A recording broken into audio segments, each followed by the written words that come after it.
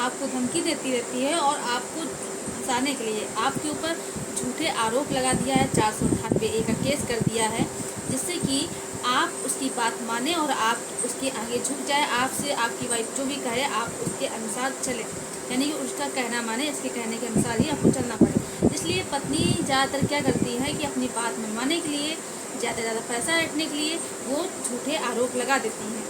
तो पहली बात तो जो महिलाएं सच में प्रताड़ित हो रही हैं, जिनको सच में प्रताड़ित किया जाता है, तो उन्हें केस जरूर करना चाहिए। पहली बात तो आपस में बैठ करके समझौता करने की कोशिश करें, जो भी लड़ाई झगड़ा है उसे ख़त्म करने की कोशिश करें। लेकिन मान लीजिए समझौता करने के बाद भी आपस में बैठ करके बात नहीं सुलझ रही है, तो लास्ट में अगर वो लोग फिर भी इतनी सब बातें करने के बाद, समझौता करने के बाद नहीं मान रहे हैं, फिर भी आपको प्रताड़ित कर रहे हैं, तो जो महिलाएं सच में प्रताड़ित हो रही हैं तो उन्हें केस लड़ना चाहिए और उन्हें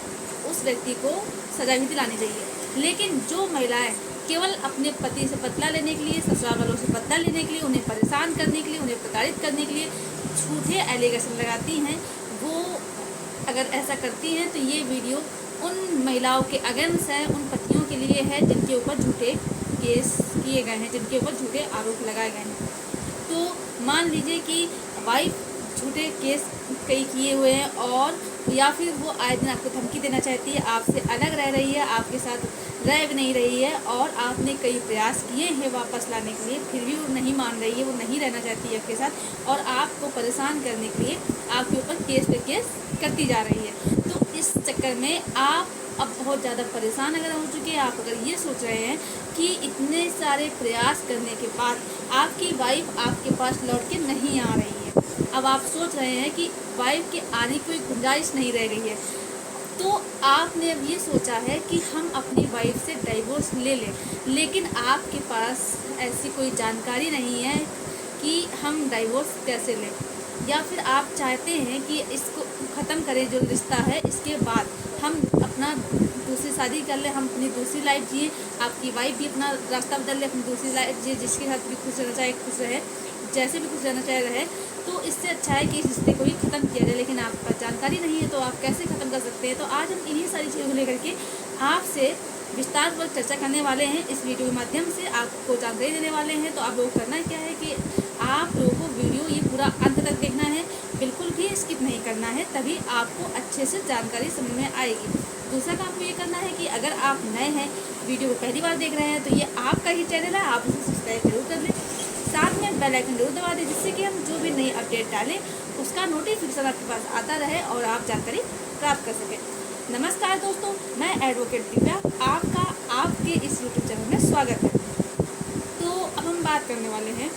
कि मान लीजिए जैसे कि हस्बैंड वाइफ में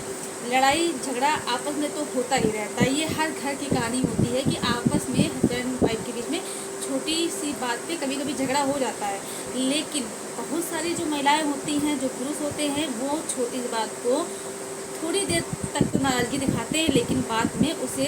ख़त्म कर देते हैं और फिर से पहले जैसा माहौल हो जाता है और जो रिश्ते को बचाने की कोशिश करते हैं वो अक्सर यही किया करते हैं। लेकिन कुछ व्यक्ति ऐसे होते हैं, कुछ हस्बैंड वाइफ ऐसे होते हैं जो कि एक साथ खुश नहीं रहते हैं, उन्हें कोई ना कोई बहाना रहता है अलग जाने के लिए या फिर अपनी बात मनवाने के लिए। तो वो क्या करते हैं कि छोटी सी बात को इतना ज़्यादा बढ़ा देते हैं कि बात बहुत ज़्यादा बढ़ जाती है और अलग होने तक की नौबत आ जाती है। वाइफ चली जाती है छोड़ के अपने मायके, अपने हस्बैंड और ससुराल वालों को। फिर इसके बाद क्या होता है कि वाइफ वहाँ जब जाती है तो वहाँ और 2-4 लोग मिल जाते हैं, तो फिर उस वाइफ को और भी लोग भड़काते हैं कि केस कर दो, और वो वाइफ केस कर भी देती है। पति कई प्रयास करता है कि माफ़ी मांगता है, कहता है वापस आ जाओ, मेरे साथ रहो, आकर के जो भी गलती है जो भी है माफ़ी मांगते हैं, लेकिन पत्नी अपनी जिद पे अड़ी रहती है, वो वापस आने के लिए मना कर देती है। केस होने के बाद मान लीजिए कि वहाँ पर पत्नी से पूछा जाता है कि आप रहना चाहते हैं, तो अगर वो कहती है हाँ रहना चाहते हैं, या फिर आप अगर डाइवोर्स लेना चाहते हैं, तो आप अपनी बात रखेंगे कि आपकी वाइफ नहीं आ रही है, उससे पूछा जाएगा क्यों नहीं आ रही, डाइवोर्स लेना चाहती हैं, नहीं लेना चाहती हैं, या साथ रहना चाहती है। तो वाइफ अगर कहती है नहीं हम साथ रहना चाहते हैं, तो आपसे इसके बाद आपसे पूछा जाएगा, तो आपको ये चीज़ बोलनी है कि सर मुझे अपनी वाइफ को साथ में रखने में कोई भी दिक्कत नहीं है। हमने बल्कि कई प्रयास भी किए हैं कि साथ में रहे आके और अपने परिवार को देखे, लेकिन मुझे इस बात का डर लगता है कि हम अपने साथ रख लेंगे, लेकिन जिस तरह से ये झूठे एलिगेशन मेरे ऊपर लगा रही है, ये फिर से दोबारा ऐसा कर सकती है और मुझे फंसा सकती है। इसलिए मुझे इस बात को लेकर बहुत ज़्यादा भय है। तो हम नहीं चाहते हैं कि दोबारा से ऐसा कुछ हो,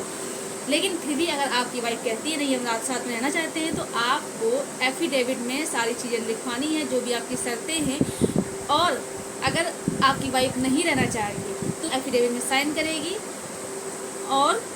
वो ना ही साथ में जाएगी। और इसके बाद मान लीजिए कि आपके ऊपर झूठी कंप्लेंट हुई है, चार्जशीट भी आ गई, सारी चीज़ें होने के बाद आपके पास अगर वैलिड एविडेंस यानी कि साक्ष्य है कोर्ट में ये साबित करने के लिए कि आपके ऊपर ये झूठे आरोप लगाए गए हैं, तो आप डायरेक्ट ऑनरेबल हाई कोर्ट जा सकते हैं। 482 के तहत आप वहाँ पर ये प्रूफ कीजिए, कन्विंस कीजिए कि आपके ऊपर झूठी एफआईआर लिखाई गई है, झूठे केस किए गए हैं। इससे क्या होगा कि आपका नाम हट जाएगा, आपका एफआईआर कट जाएगा, और जब आपका एफआईआर कट जाएगा तो जो वो ऑर्डर मिलता है एफआईआर क्वेश्चन का, उसे ले करके आपको कोर्ट में लगाना है, आपको दिखाना है कि मेरी एफआईआर क्वेश हो गई है, आपकी वाइफ ने झूठा केस किया था, इस वजह से अब मुझे डाइवोर्स मिलना चाहिए। तो ऐसे जब आप कोर्ट में जाएंगे, बात रखेंगे, अपने सारे एविडेंस रखेंगे, कन्विंस करेंगे, तो आपको डाइवोर्स मिल सकता है। तो ये जानकारी आपको ज़रूर लाभदायक रही होगी। अगर आपको मेरे द्वारा दी गई जानकारी पसंद आई है तो वीडियो को लाइक ज़रूर कर दें, ज़्यादा लोग शेयर कीजिए, और प्लीज़ चैनल को अगर अभी तक सब्सक्राइब नहीं किया है तो प्लीज़ चैनल को सब्सक्राइब जरूर कर दें। धन्यवाद।